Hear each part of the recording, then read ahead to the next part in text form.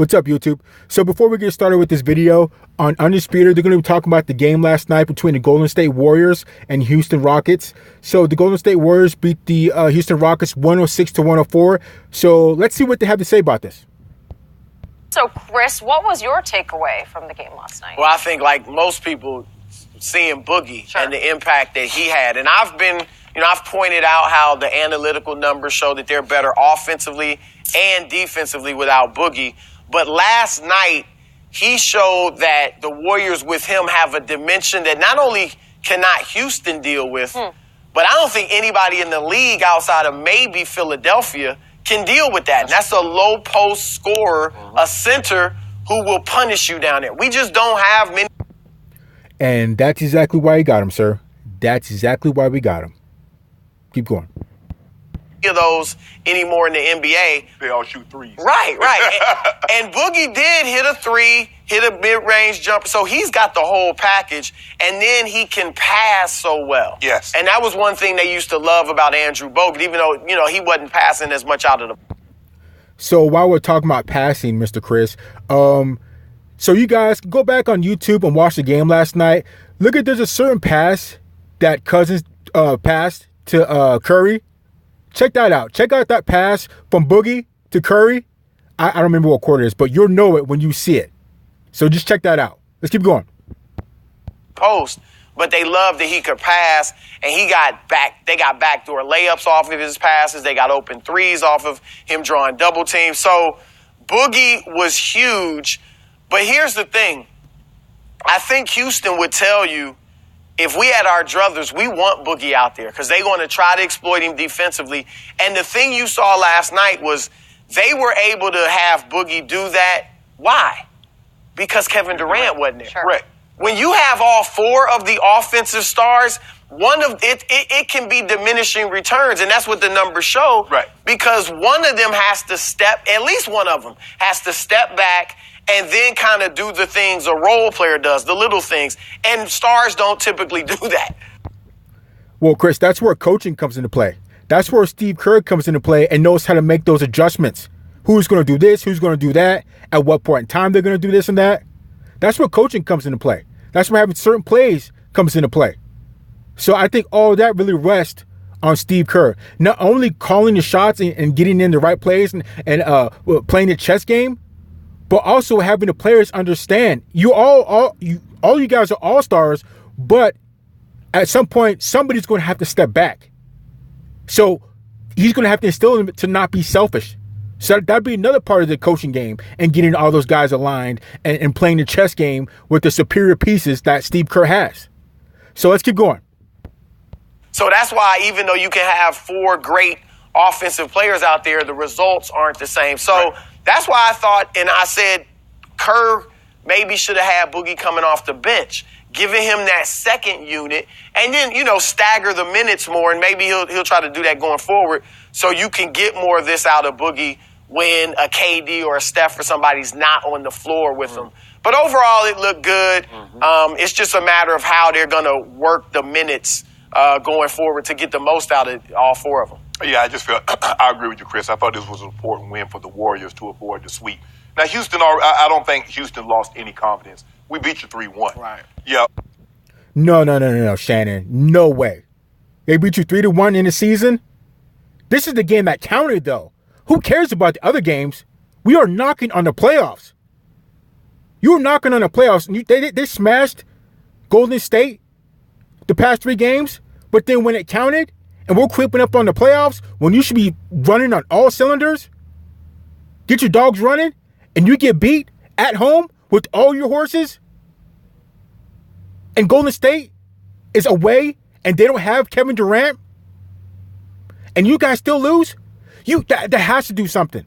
That has to do something psychologically too, no matter what you say, because you've thrown everything you can at Golden State, and you still lost. And they didn't have Kevin Durant. That has to do something for the mindset. That has to. I don't care what you say. That has to. And especially if you want to go along lines with, you're only as good as your last game. So when they see each other next time, probably in a month and a half or 2 months, that's going to be weighing on their mind. Like, we've done everything we can do. What more can you bring up? So let's keep going. So what? Golden State's going to say, well, look, it doesn't matter if you beat us 4 in the regular season.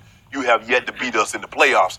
Boogie is capable, more than capable, of putting up these type numbers. Right. He's a dominant big man as we have when healthy. Now, I still believe he's still a couple of months away from being fully recovered from that Achilles injury. But when you go 20... Exactly, Shannon. He got 27 points, 27, 8, and something else? 27 points, and you still haven't healed up yet? That's a scoring high. That's a season high for Boogie. And he hasn't healed up yet? So Houston has to know this, and that, like I said, that has to weigh in on their psyche. That has to. Let's keep going.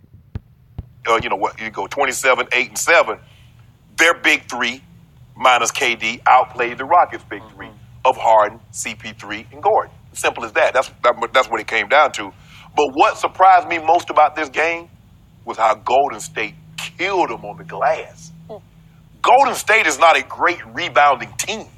They punished them plus 13. Right.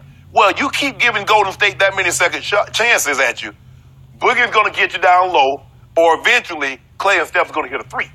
And that's what happened. So the Warriors have to feel good. Boogie played the second most minutes of the season. The first most minutes also came when KD wasn't in the lineup. And that's the dilemma that Steve Kerr has to have. Because KD's going to get his minutes, he's going to get his touches. So is Steph and Klay. The odd man out is Boogie. He punished Capella last night. He punished him down there on the block. He was unbelievable. But that's my only takeaway, Skip, is that Boogie was unbelievable. But do we expect to see Boogie play like this? Get these kind of minutes with KD in the game? It's not going to happen. But see, Shannon, that might not matter, though. That might not matter. It's just a matter of Steve Kerr, like I said, moving those guys around like chess pieces and playing the game and getting the best out of what he can get for whoever's in there. So it doesn't matter really who's in there, because no matter what, whoever's in there is going to put it down. And whoever's out is not going to be selfish and pout. Everybody knows their role. So let's keep going. I'm going to go much deeper than you two just went. Okay. I think last night was all about Kevin Durant, or lack of Kevin Durant. And I'm going to hark back to what Chris Haynes, Yahoo, reported when Draymond, Kevin got into it on the bench during the Clipper game, and reiterate what Draymond said to Kevin Durant. He, according to Chris Haynes, multiple times called him the B word, said, "You know you're a B," to his face. And then he said, according to Yahoo, "We don't need you. We won without you. Leave." Well, what's been the recurring subplot to the Golden State season is that Kevin Durant has one foot out the door, right? Yep. Kyrie and Kevin are going New York, LA, wherever they're going.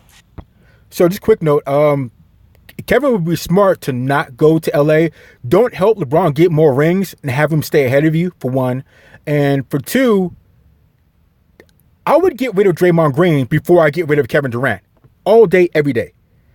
Draymond Green has a big mouth, and that's something you should never say to another player, especially somebody that you recruited, a guy you scouted to come play with you, and you're going to go say the type of things that he said to Kevin Durant. There's no getting away from that. You can't say sorry. There's no going back from that. None whatsoever. And I tell you what, if it came down to Kevin Durant or Draymond Green, you can kick rocks, Draymond Green. You can kick rocks, because I'm going with MVP all day, every day. So Draymond might be starting dumping bricks. Getting towards the end of the season, you might see him playing his butt off, because you might get the boot. You might get the boot. So let's keep going. And you don't think that sticks in the craw of this basketball team, a very proud team that has won a bunch of championships and looks like they're positioned to win another one with or without Kevin, or so they think. And so last night they had an opportunity at their nemesis in Houston with no Kevin to make a statement. And it was clear to me from opening tip that Golden State wanted that game a lot more than Houston did. It manifested itself in the rebound stats. 44-31 is just about want to. It's just desire, right? Yeah. We just want the basketball more than you do. and they inverted their offense last night, and they ran it through DeMarcus Cousins. It looked completely different to me than when Kevin is on the floor, okay? And it worked. Maybe it won't work going forward. I don't know, but it was different, and he's kicking it out to shoot. Listen, DeMarcus can really pass the basketball. He is gifted. He can do it all. He made a feed early in that game. Just like a sleight of hand bounce pass on a backdoor cut by Steph, and just hit him right in the hands for a unguarded layup. You know, like it was sweet. It's like, wow, DeMarcus Cousins at 7 feet did that. Okay, so in the big picture, they made the statement of, okay, if this is what we're going to be next year, let's say they keep Klay and keep DeMarcus next year, which is possible, and they lose Kevin. Well, last night you saw what they might be next year. And I think they're thinking in the back of their minds, this might be who we are going forward. Well, Skip, that's what they were before Kevin got there. So, anything added after their first championship was just icing on the cake. Everybody knows they could do it. They did it before.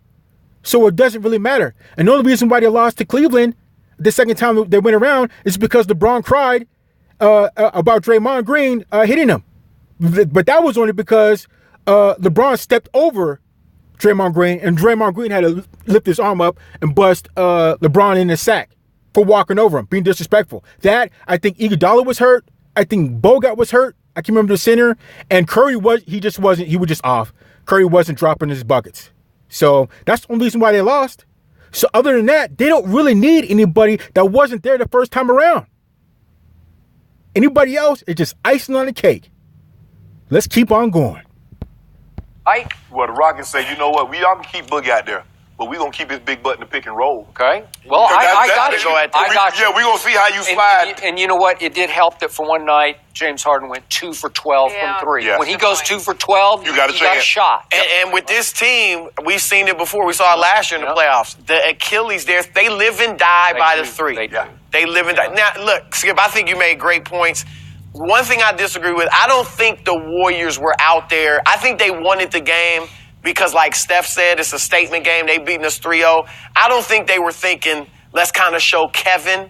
Now, possibly, but I don't think that was a factor. I really think they're all in terms of just winning this championship with Kevin. He's probably out the door, and let's move on. But it's interesting because I was thinking the same thing. Could they bring Boogie back?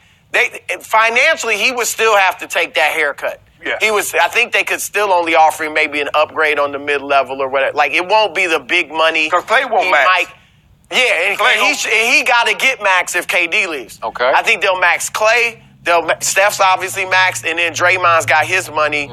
And then you can pay Boogie something. I think it makes sense for Boogie because they'll still be great. They could win another championship. Sure they could. There's no doubt without KD and with Boogie that they could win a championship. Even with... Because it's been done before. Let's keep going. Without Boogie, they'll still be a really good team and have a shot. But for Boogie, you could look at it as this year, and I've talked to people around the league about this, no matter how well he plays and his attitude, people are going to look at it like, of course, you're in Golden State. They're winning. Right. You're trying to get the max. Right. Are you going to be that way when it's your team somewhere else? But if you stay in Golden State next year, win a championship or go deep in the playoffs, KD's not there, then I think your stock rises, assuming you play your typical game. Well, his stock would have to rise, Chris, because if they go, I'm assuming that Golden State's probably going to go all the way this year and get a ring. So if Boogie stays with Golden State again next year and they win it, that'll be 2 rings in a row. I mean, he's been busting his butt for 2 seasons in a row and 1 rings, championships. So that has to boost his contract. That has to. I mean, your bargaining chips are as good as they can get. So for the past 2 years, I was a center for the Golden State Warriors, and we went to the big show and won it 2 years in a row, and you want to pay me less than anything else that I'm asking for? Good luck with that. So let's keep going. So it might make sense for Boogie in the long run. Well, that would be something. Kevin, Kyrie join LeBron.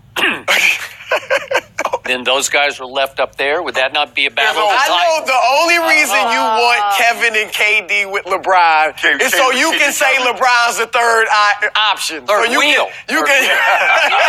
He could be the third You wheel. can downplay him Would to a LeBron not role have player. a chance to win one more championship? One more. Right. Is that much? He wouldn't say he's the third wheel. He'd say LeBron the donut. That little old tie that you put on to get you to the. You know what, Skip? Okay, man, but would you write off Golden State with DeMarcus in the middle No, and not at all. Clay and Steph and Draymond? I don't care if I don't care who they got. If KD and Kyrie join LeBron, Golden State not seeing the Lakers. No.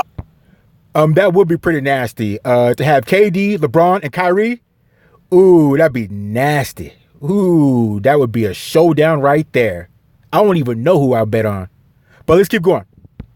I agree. But that's not happening. That's not happening. Would that be the end of LeBron post-game saying, I don't have enough help? Stop it, Skip. You go. Well, he might. He might figure out how to do it. He's been saying I a lot lately. He said that? Yes. I didn't hear that And we're going to yesterday. talk about that later as well. Just a lot of Jenny, I. you know what, Jenny? It's been tough for me. I'm gonna have to ban you from going to Lakers games. Well, you don't even go to the games. So I don't know if you have Well, I'm gonna have to ban control you of that. Okay, well, I banned myself this